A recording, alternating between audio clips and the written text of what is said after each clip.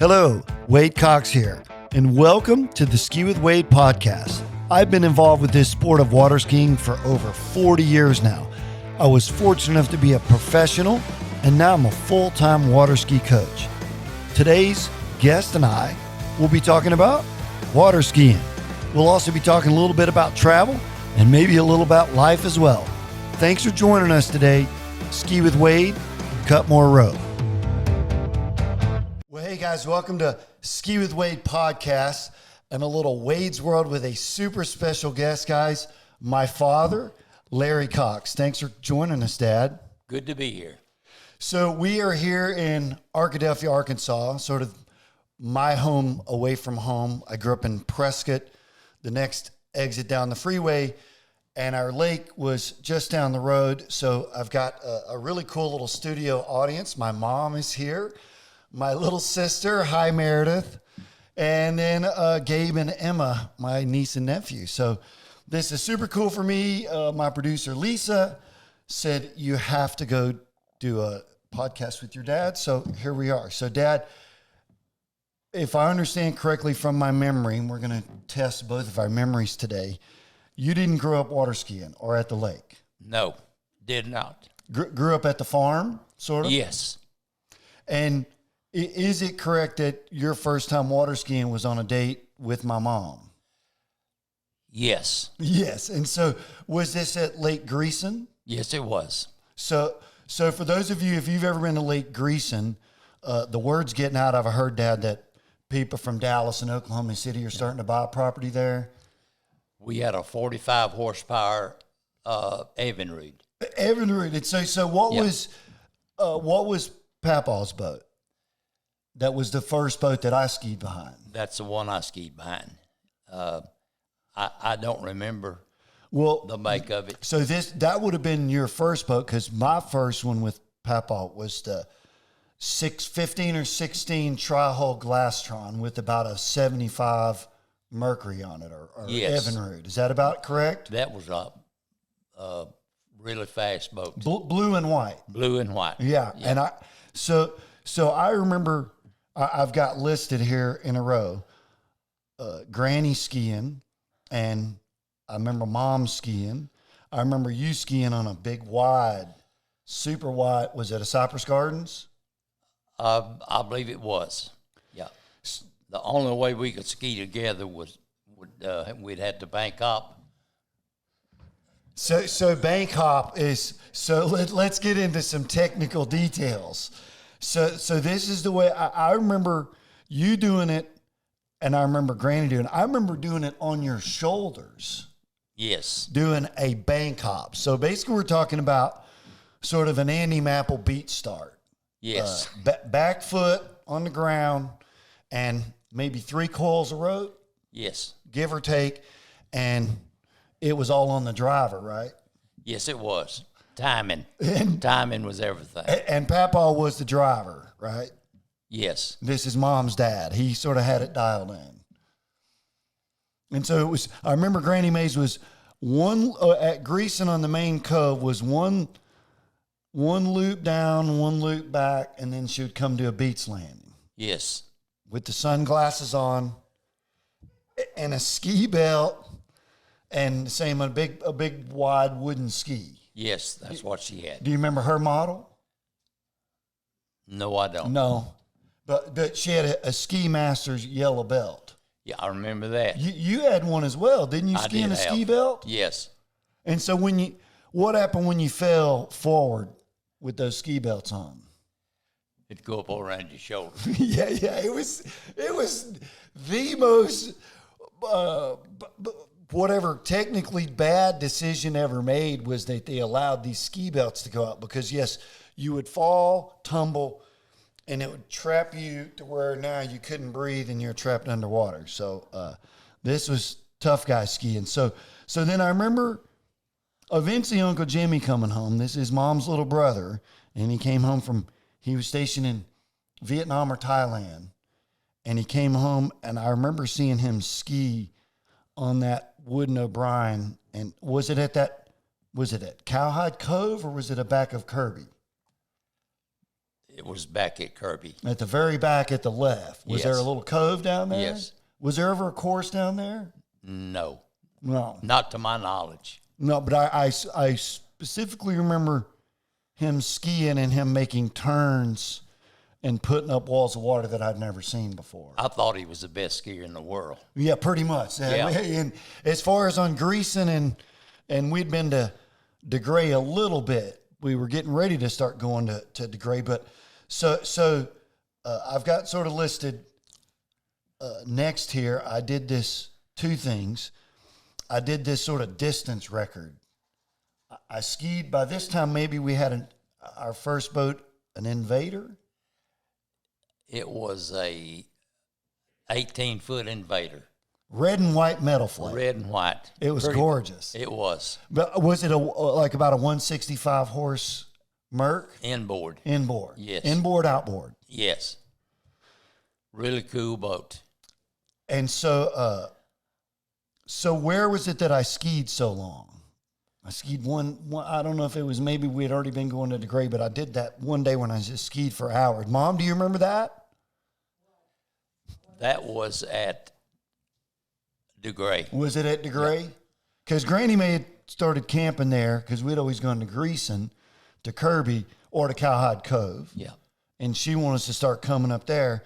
But let's go back to Kirby with Keith and Troy, right? Yes. Went to church with us one Sunday, and we invited them to the lake. They didn't know a thing about barefooting. You'd learned to barefoot a couple of days before that. And I was 8. 8. Stepping off. One of them was 7, and I think the other one was 8. And after church, they came down to the lake, and within an hour, all 3 of you was barefoot.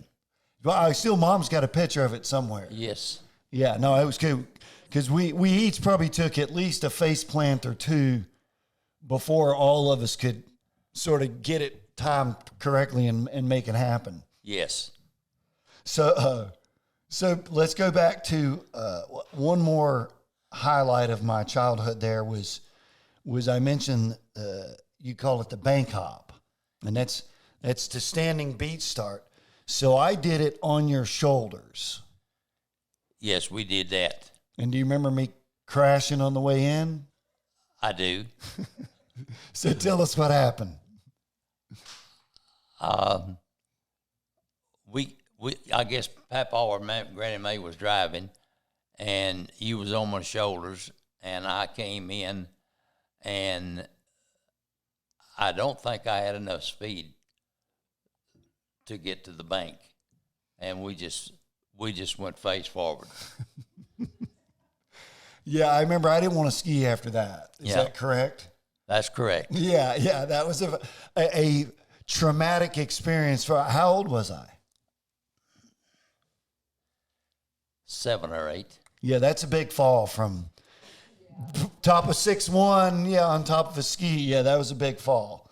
So let's talk about, I had Kyle Tate on, and he talked sort of intimately about this moment, is that first day, summer 79, when we ventured up to the north end of DeGray and went to the slalom course.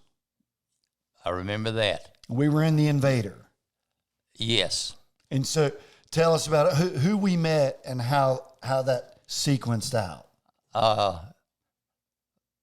Kyle and Johnny Tate and Johnny was the dad. I pulled you through the slalom course a couple of times with the Invader. And Johnny Tate said, if y'all going to get serious about this, he said, you've got to get rid of that damn boat. Yeah, it had a huge, hard, solid wake. It did. So I guess maybe the next week, I ordered our first Mastercraft from, I can't think of it, from Jonesboro. Yeah, I hear my little sister go, it was green, like this funky colored green. Two-tone green. Two-tone green. Green, like a forest green metal flake center stripe. Yes. And then what would you call that green on the top deck and the bottom? Well, everybody called it the frog. It almost looked like Mom's Watergate salad, right? Yeah, it did. Like some concoction of Kool-Aid and Jell-O or something. Yes. I still see them around, and they had a baby blue one and a with a blue metal flake. Gave $8,000 for it. Yeah, and that was wholesale or the promo price. Promo price. So what was that boat retail? Probably 11 or 12. So it came in. I remember this at the '79 Arkansas State Championships, and those were out at Arkadelphia, right? Out here at the lake. Yes. Into summer, right? In like August. Yes.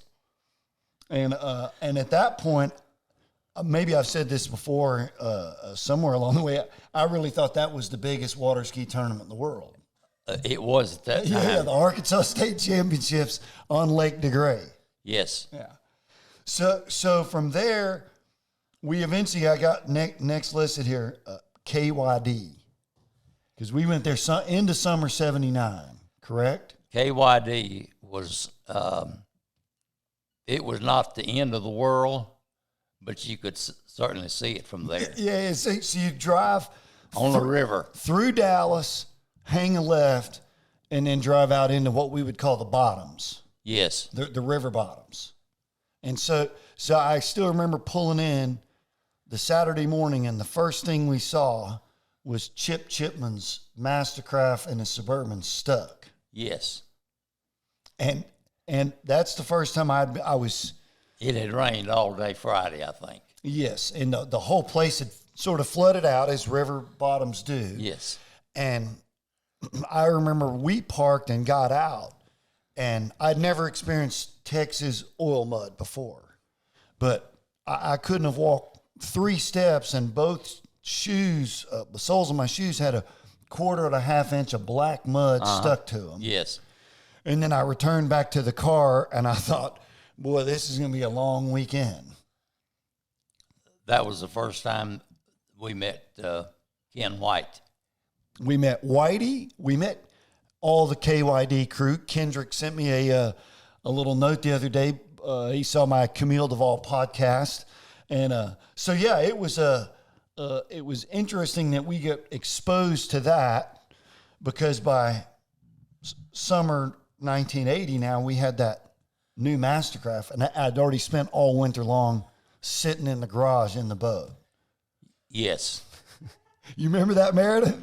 Me and Jeff Mara and Joe Wilson, all those, yeah, we just sit in the boat and play when it was raining. So let's talk about getting to the 80 Nationals. That summer, though, you sent me to Sunny Berry's. I did. How did you come about making that decision? You want to send me to ski school? Well, Sonny, if I'm not mistaken, came to that first KYD tournament. And I saw him trick, and he was, I thought at that time, I thought he was a pretty good tricker. And I talked to your mom about sending you down to ski with Sonny for a week or two.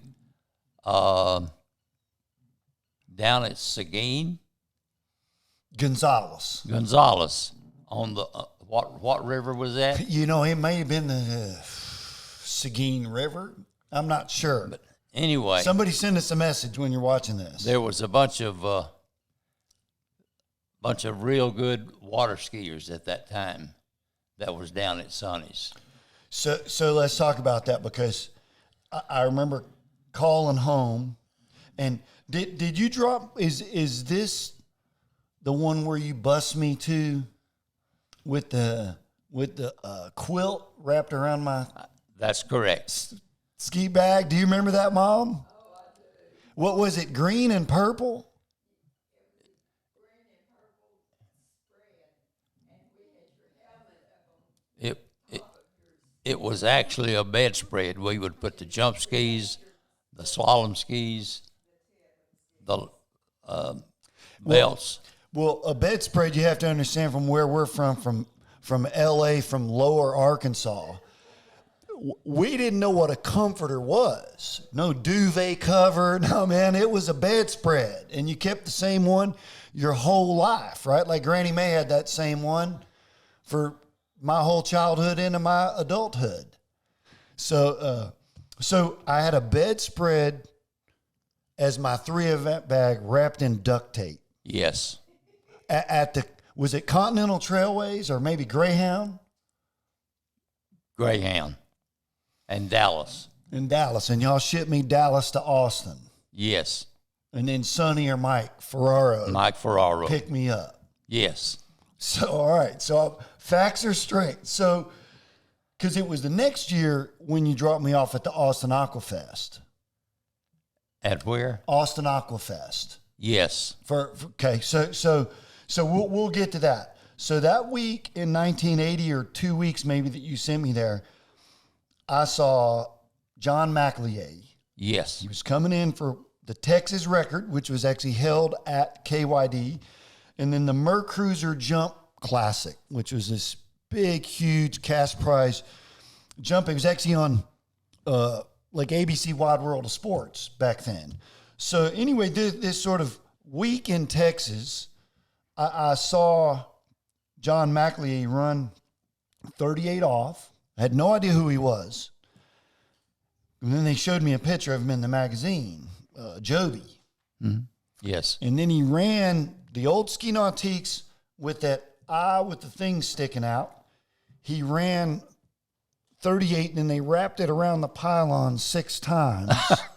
And he ran it again. And I remember calling you, and you said, well, who are the good skiers there? And I said, well, you'll never believe what this one guy just did. So that really exposed us, because the very next week we were at the 1980 Nationals in Tyler, Texas. Yes. We'd already been to the regionals, which were maybe at Bennett's. I believe so.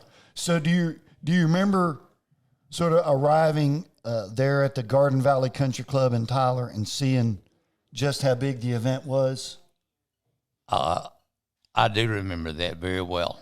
Yeah. So a couple things happened there. You met Parker Overton there. Yes. And Brent Larson. Yes. And Christy. And you had bought our VCR that summer. It was brand new. That the Nationals, was that your first tournament with one? Yes. Okay, so how much did the VCR cost then? About $1,700-$1,800. Yeah, so $2,000. So that what would that be equivalent of now? That $2,000. Probably $4,500. Yeah, like a lot of money. Yeah, for a VCR. It wasn't a $400 JVC camcorder. No. And then tell us how big and how heavy it was. The camera itself probably weighed, I'd say, about 5 or 6 pounds. Then you had the other part of it. Was it a receiver? The receiver, and it was heavier than that. And that's what the actual VCR tape was in that, doing actually the recording. Yes. And so it was interesting because it sort of dawned on me years later that we talk about it sort of at the very end, but the Larsons, Christy, and myself all did really good. Yes. And we all watched a lot of video. Your first nationals, you placed 4th in slalom, I believe. Yeah. And Kyle Tate won slalom. He won slalom and overall. And jump and overall. And he was already my sort of mentor. If you watch the podcast, all of my old podcasts are on skiwithwade.com. By the way, check it out. All my Ski with Wade tour dates are on there. And also, please like, subscribe, and turn on your notifications for my YouTube channel. I'm getting ready to start introducing all my podcasts as well as some old videos, some cool highlights. So anyway, please do that. And then merch, Ski with Wade. I got T-shirts, towels, hats, stickers. So anyway, please check that out. And all the old podcasts, a lot of the people we're talking about are on there. And when I talk about Kyle, it sort of, all of this sort of was at the epicenter of my change from wanting to play basketball or football. I was watching football yesterday, Dad, and I remember wanting to be a college running back till I found out I didn't like to be hit and I was slow. They'll hurt you. Yes, they will hurt you. So at least skiing was only self-inflicted. So we talked about Whitey because you took some video there along the way. Mom was doing all the recording, if I remember correctly, because you were so nervous you couldn't keep the camera. That's correct. And so for any of you dads out there to get the sweaty palms and the mom is the cool and collected one, or vice versa, well, then you sort of get it. So Mom did this video somewhere around there where I heard Whitey commentating on me. And that was sort of profound, if you will, to say the least. Whitey was impressed with you at your young age. Well, this is Ken White we're talking about, and he always called me Dark Boy because we were the two darkest guys at the lake with our darkest white guys anyway, besides Larry Pelton, our good friend Larry from Dallas, who I see in Florida quite a bit. So anyway, Whitey started at that tournament in 79, I remember, at 28 off, 34 miles an hour. At Dallas. As in a senior men. Yeah. And I remember seeing Kyle and John Tate almost getting to 28 off 34, and now he was starting there. So that was unheard of. It was unheard of. And so about then we also got subscription. You got to both of them. We had spray. Yes, and Waterskiing. And then it turned into, it sort of morphed. I think there was 2 magazines for the short run, wasn't there? I think it was. And then it morphed. But I was reading those magazines, looking at the pictures a lot more than I was reading the articles. But by 1980, that Nationals, you remember when Carl won, beat Bob, and came in and did the TikTok? I do. Yeah. 4 at 38 off. 4 at 38 off, yes. Exactly. We remember as it was one buoy. The world record then was 5 at 38. Yes. Which John McLeay had just tied the week before. So we went from thinking the Arkansas State Championship was the biggest tournament in the world to a year later, we were fully exposed to the whole world. Yes. And so then by the next, so this video led to us that fall. We did a whole bunch of tricking. Yes, we did. You remember that? I do. So I got listed here. We've already listed the Overtons and the Larsons, but I got Karen Roberge's name listed. Carl's big sister, who was absolutely phenomenal through eventer.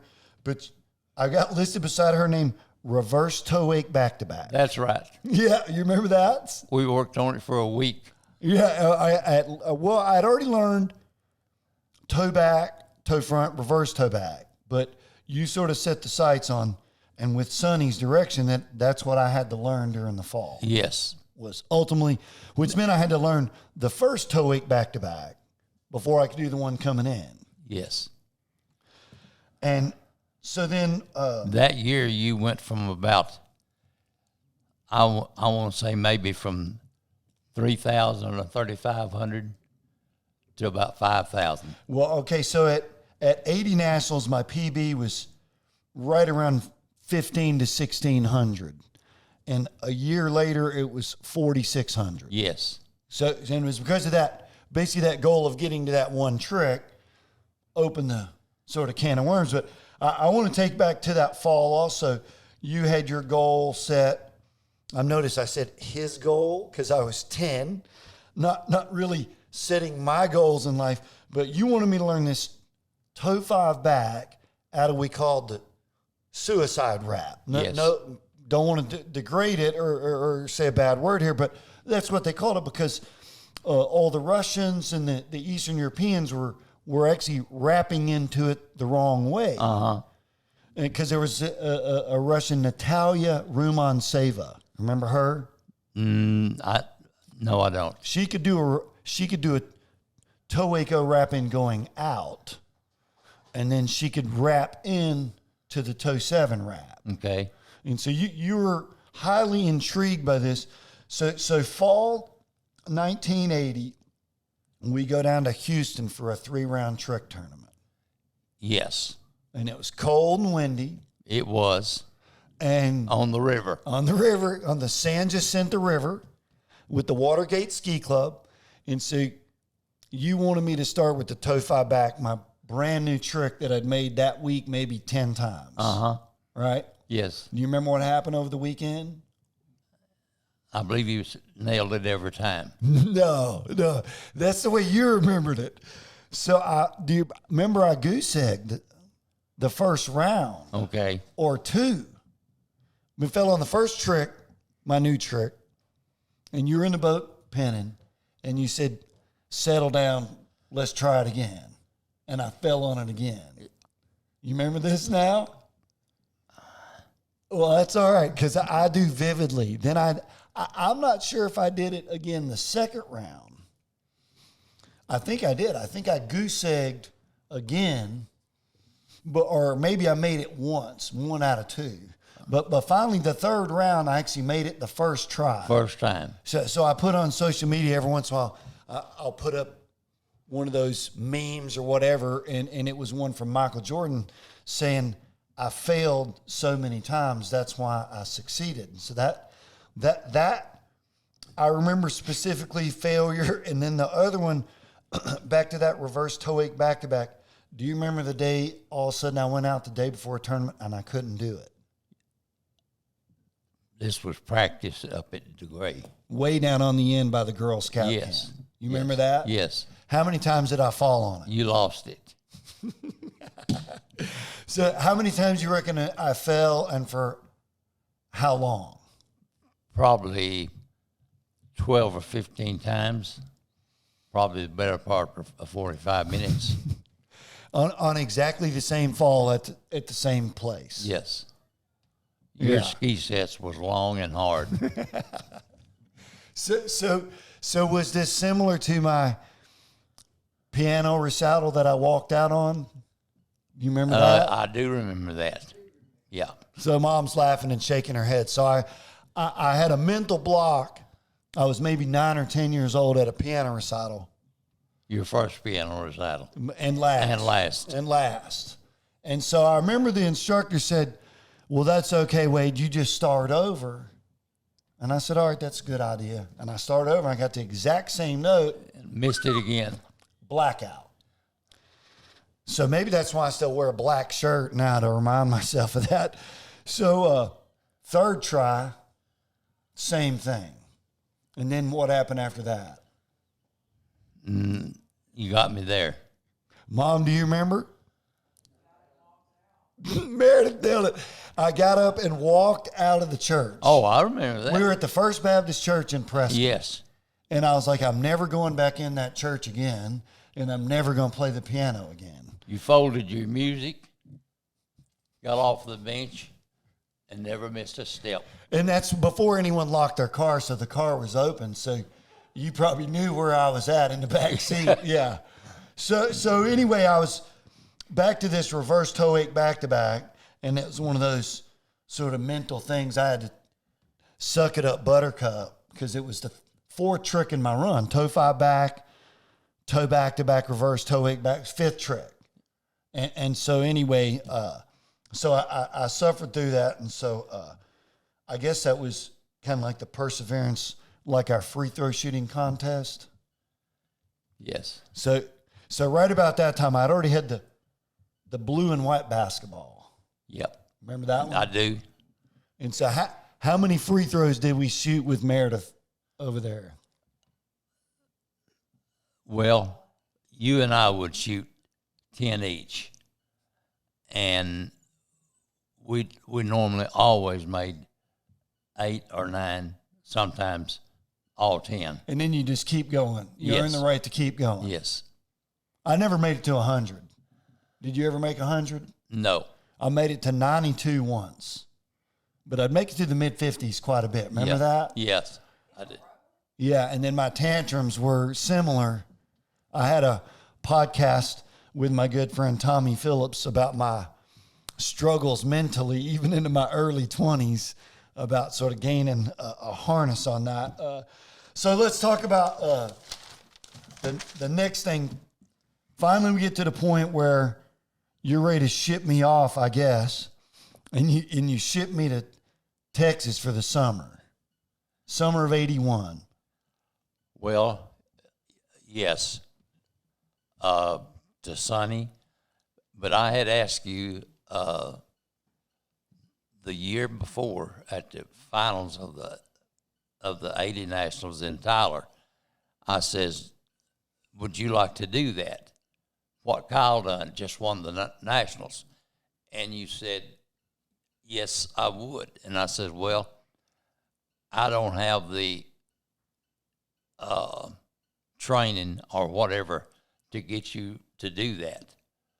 So I sent you to Texas, and you was falling behind really bad on your jumping.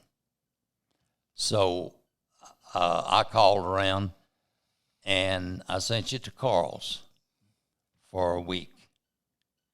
And I think his mom was, Miss Roberge, was pretty much the instruction. Yes. Is that correct? Yes. And you came back after a week with Carl, and your jumping had improved some, not a lot. But it improved enough that we went to DeCoin, and you won the Junior Wars championship. Slalom, I think you placed maybe second or third in tricks, and enough in jump to get you the overall. Yeah, that is correct. 81 Nationals. 81 Nationals. And I was 12. So let's talk about the next couple years, because I've got right here 36 at 13. I was 13 years old going 36 miles an hour. Yes. But they had already trained me at 36 some as a junior boy. So tell everybody what Johnny Tate said about your driving. Well, we was at DeCoin again, and you had just ran, I want to say 4 at 35, and you won the event. This was now 1983, and I was skiing as a 14-year-old against 17-year-olds. Yeah, and boys, yes.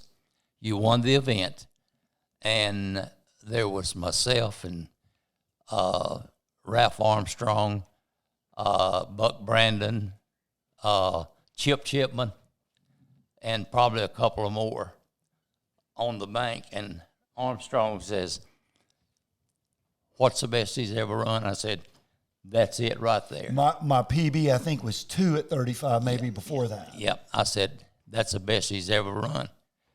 And Ralph says, "Well, what does he run in practice?" I said, "Not 4 at 35. And Ralph said, "I don't understand that." And Johnny Tate spoke up, and he said, "Hell, if you watch his dad drive, you'd understand." Yeah. So you drove slalom at variable speeds. Yes. With the Invader, and then we didn't have speed controls. We didn't have speed control. And you were trying to throw your head over and watch. Yes. And then tell us about the contraption that you built for my trick skiing and the way you would drive and coach and pin and video. I put that heavy 6-pound camera on the pylon. I took some. This was 40 years before a ski dock.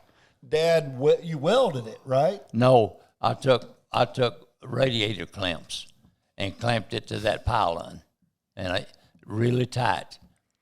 And we would get out in the open water away from everybody, and I would set the speed. And so he's sitting backwards, driving with his left hand setting the speed, camera, and pinning with your right hand? Yes. I would get the speed set, and I was setting backwards. Driving with your knee. Yes. Yeah, Yes. so I could drive with it, but banana in one way or the other really good. I would turn the video on and grab the release on the trick ski, and we was ready to go. So let's talk about that. I remember specifically the Larson twins coming down, and we already mentioned Brent. So I started going out, and we started recording all of my practice sessions. And you would record 10 toe passes and 10 wake passes, handle passes, we called it. And then we worked on a ton of different sequences and speeds of those. Do you remember that? I don't remember that, but probably did. Well, so I remember this. You may there was a fellow named Mike McLear from O'Brien, still around. Hey, Mike. He brought his O'Brien van. We were at DeCoin. I know it was into summer '82, and we got to go trick with Corey Picos, a practice trick Down at Carbondale. Maybe. Carbondale, yes. Remember on a big lake? We launched a boat, and we go out and we trick with Britt and Ton and Corey. Yes, I remember that. And I remember you have 20 seconds to do your trick pass. So Brent had Corey do the run that the girls were going to do the next year. That's right. Do you remember this? Yes, I do. So he does it. This is Corey Picos, best trick skier maybe ever made. Had never skied that sequence before. He thought on the back of the boat and thought about, jumps back in, and Brent was timing it. Do you remember what he did it in? About 12. Yeah, I got written 12.8 seconds. Yeah.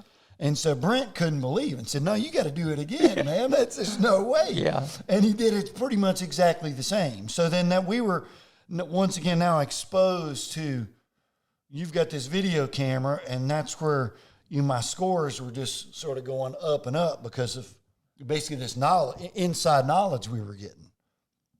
So that nationals, I jumped really good, and then that sort of led to. It was end of '83. We're talking about. I did that really good run at nationals, and then it was time to sort of adventure out again, and that's why by summer of '84 you sent me to Jack's for the summer. I sent you to Jack's. Jack Travers, international tournament skiing. It was called then. Because Denny wanted you to go to Moomba. And you, Denny Kidder we're talking about. Yes. And so I would spend the summer '84 prepping for Moomba '85. You went down there in early January. Yeah. Yep. I spent, I think, 5-6 weeks eventually in Australia before I came back. Yes. 5 weeks. So we would call home. You remember that on a calling card on Sunday nights? Yes. Every week. Yep. No computers, no cell phones. Yeah, it was interesting. I can't believe you trusted the world enough. Mom, what are you guys thinking?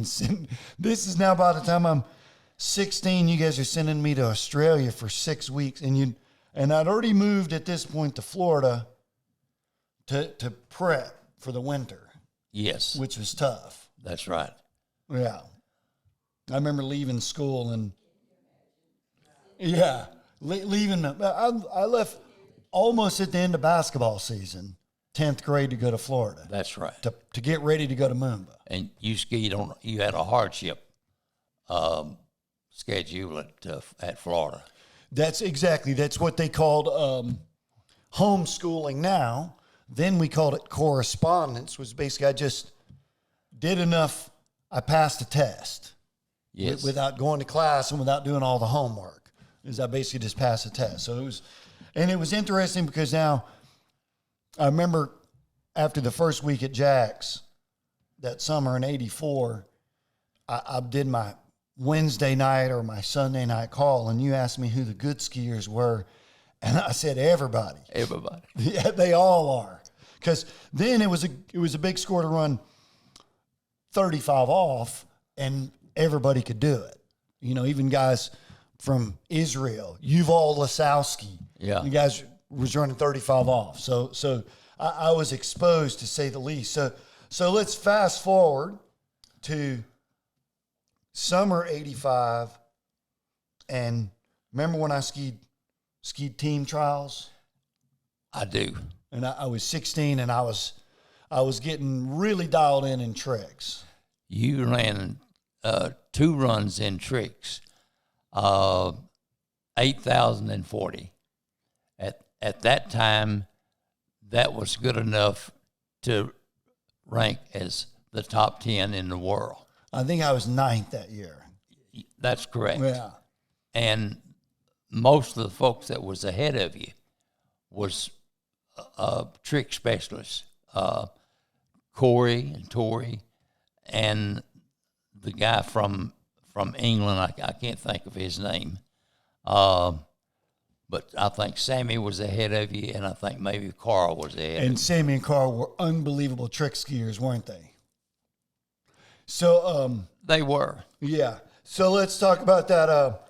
And my jumping, all of a sudden that summer of 85 improved tremendously, to the point where I went from being scared of the ramp to where I was jumping with confidence. And then I was on my way, probably would have been, because Tori had graduated, I would have probably been top seed in each event, in all 3 events in boys. That's right. But then I broke my leg. So who made the phone call?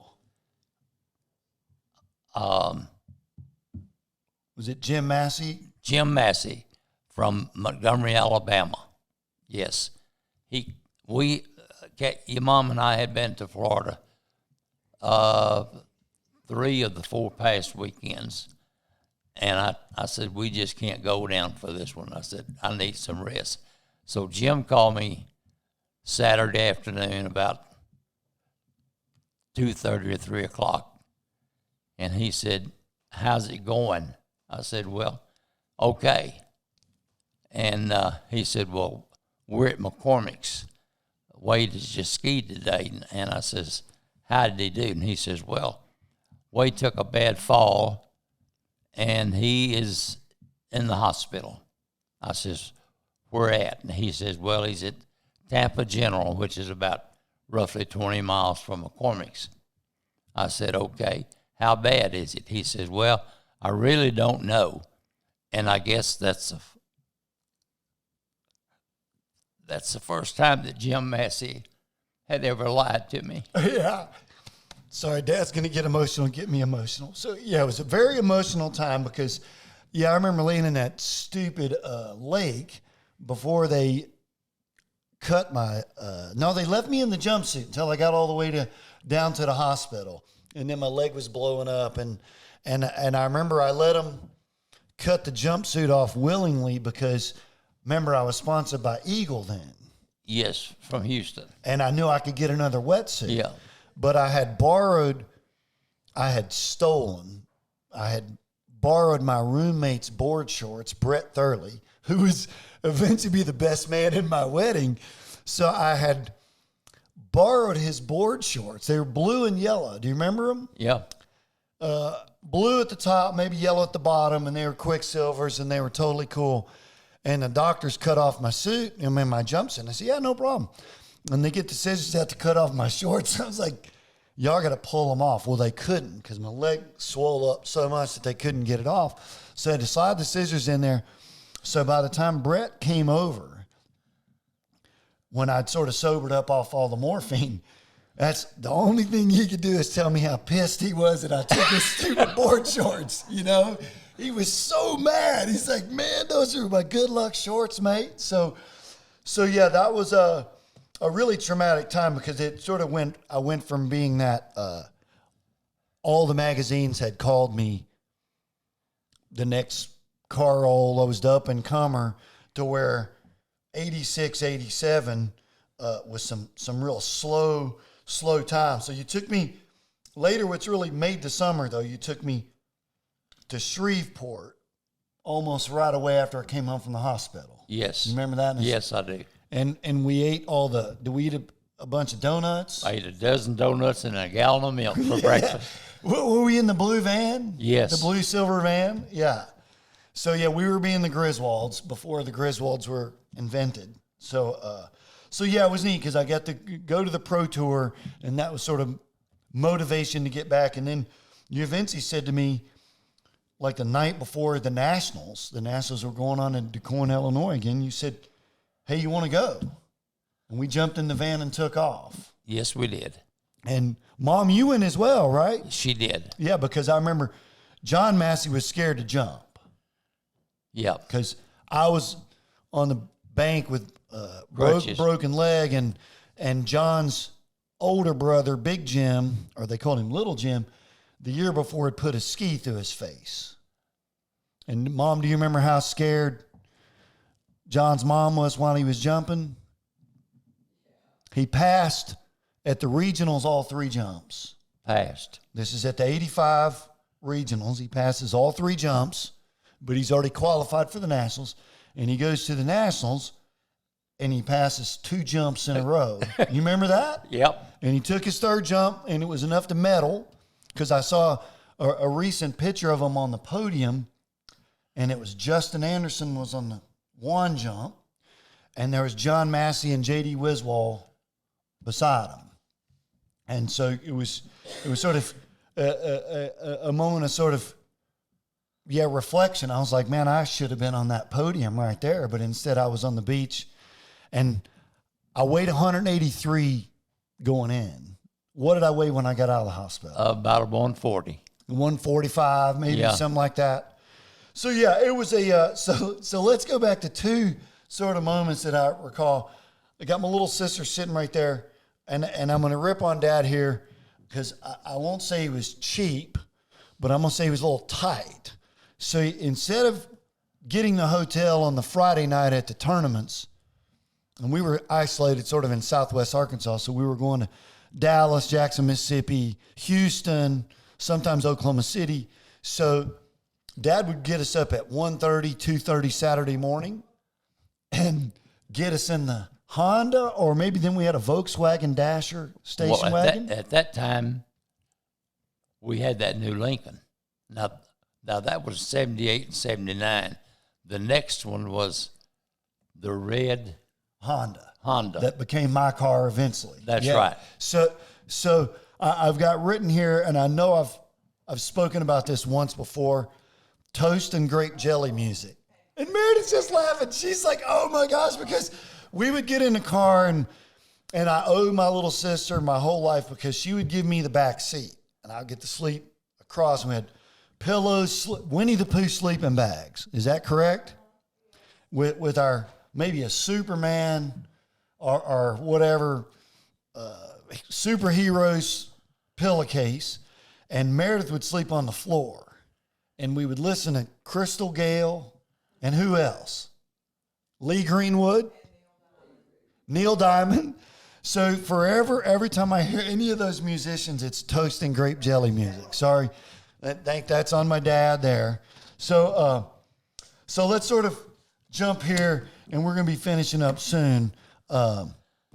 And then we're going to go take naps. It's cold and raining out, and we're in Arkansas, and that's what we do in the afternoon here. So Dad, you weren't at this tournament, but let's fast forward to, we talked about this recovery period. Some good things happened. I at least graduated high school. I started college and flunked out and went back to college, which is another whole podcast in itself. But eventually I get to where I've signed with HO Skis, and I'm making some progression, and I've got written here 89 St. Louis. And do you remember me calling you saying I won that tournament? Yes, Kyle Tate was with you. Yes, exactly. Because on Kyle's podcast, we talked about this. Yes.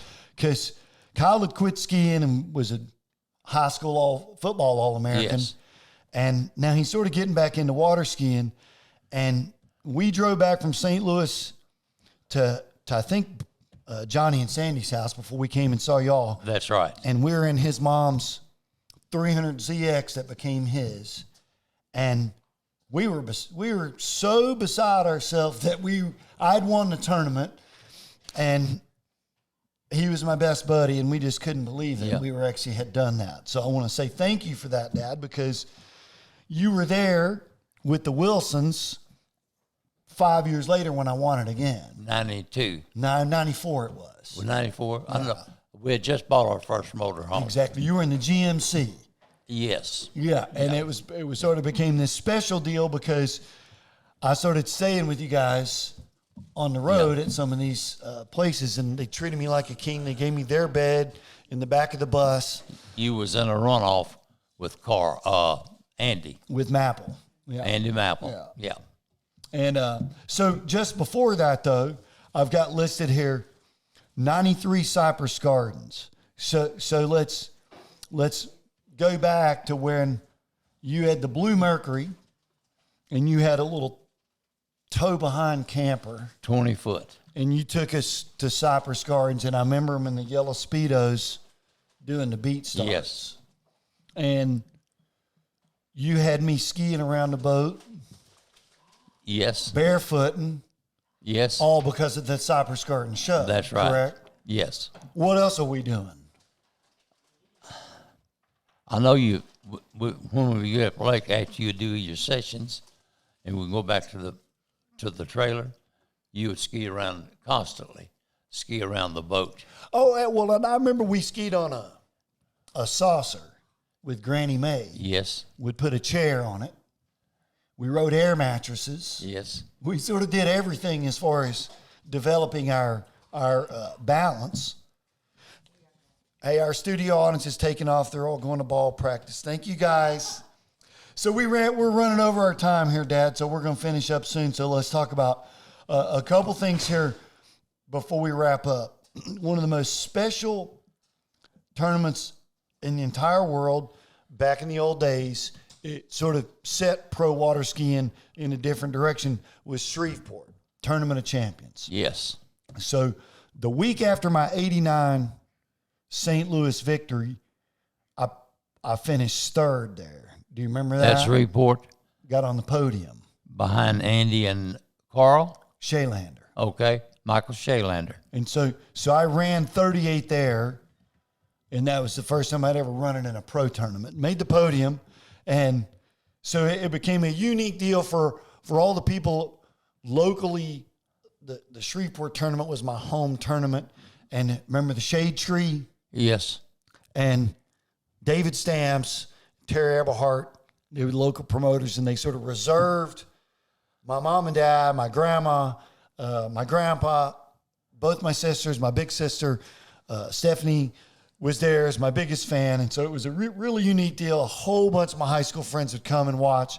So sort of similar, Dad, in 95, when I eventually, 92, I ran 39 at Shreveport and set the U.S. record. Remember that? Yes, I do. Ran 39 for the first time. Uh-huh. And then by 95, I won it and won it again the next year. So it was really unique to have all you guys there. We spent a lot of time sweating under that tree, didn't we? Yes, we did. Yeah. So anybody... well, first of all, everybody says hello to my dad when I go to, especially all the tournaments down south. Anybody you want to say hello to that sort of, we talked about Larry Pelton and Chip Chipman and a whole bunch of your old friends? Hi to the Chip and Jackie and to the McClenahans. I skied with Jay McClanahan last summer, I've been telling you. So yeah, it's been a trip down memory lane talking about that. And so the last two things sort of coincide here. And it was kind of hard to believe that we were just talking about Cypress Gardens here, 2 lines above, and the fact that I eventually was number 1 in the world, and then eventually you were sitting there at the table when I was in the Hall of Fame. That's kind of hard to fathom, isn't it? Yes, it was. Yeah, it really is. So sort of the neat thing, got it from a dad. Everyone would say, man, my dad will talk to anybody all day long. I remember eventually at Mastercraft, there was a marketing sort of campaign that said, Wade's your regular guy champion. He'll talk. He's the regular guy that you won't know. He's the champ. He introduces himself by his first name only, and then he goes out and wins a tournament, and you realize that that's who you're talking to. So that's because of my dad and because of my mom. And, there's a whole bunch of other people that were involved with my success, and it's really neat to sit here. My last podcast was with Tommy Phillips, and he says, I'm recording history each time I do this. So it's been super fun for me. So we are over my sort of allotted time, and we're all thirsty and need a nap. But thanks, Dad, and thanks, my little sister. She enjoyed it. It was fun, wasn't it, Dad? Yes, it was. He was worried that we had cameras, and I said, well, we have cameras because we have Miss Lisa, and we should have 3 or 4. We only have 2, 1 camera and a backup, but we don't have it in tight, so we don't even have to really brush our teeth before we do this. So anyway, it was a blast to do this, and another walk down memory lane. You'll be able to catch this on my website. Go to Ski with Wade. I've got tons of merch. You can check out my Ski with Wade tour dates. All my old podcasts are listed on there. And also, please like, subscribe, and turn on your notifications for my YouTube channel, because these will be on YouTube. And then I've got a ton of old water ski videos that are going to be coming out, some classics. So we'll keep you informed. Ski with Wade, cut more rope. That's a wrap this week for Ski with Wade podcast. Thank you so much for listening. Be sure to email me at wade@skiwithwade.com or direct message me on Instagram or Facebook with any questions you may have. We'll cut more rope next week. Ski with Wade.